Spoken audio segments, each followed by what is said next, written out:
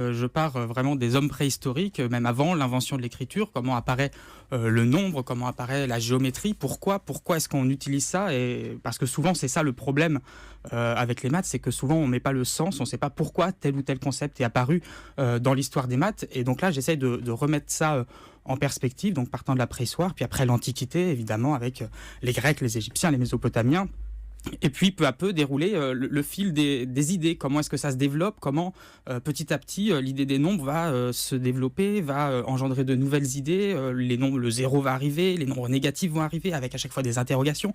Et toutes les interrogations que ces mathématiciens au cours de l'histoire se posent, eh bien souvent c'est des interrogations aussi que que les élèves se posent en classe.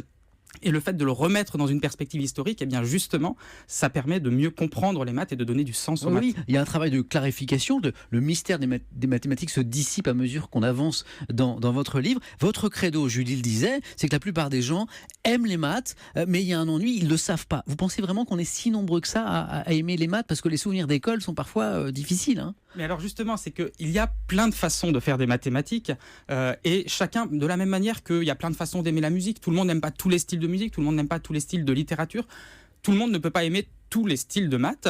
Et en particulier, voilà, à l'école, on apprend certaines mathématiques, Ouais. parfois de façon assez technique, sans forcément se poser des questions sur toujours le sens de ce qu'on fait. C'est-à-dire que, par exemple, il y a des choses, quand on résout des équations, des choses comme ça, on trouve beaucoup d'élèves qui apprennent même à résoudre des équations, et même parmi les bons élèves, des élèves qui apprennent à résoudre des équations de façon technique, ils connaissent la méthode, ils savent l'appliquer, mais ils comprennent pas vraiment ce qu'ils font, ils savent pas vraiment pourquoi ils le font. Est-ce que vous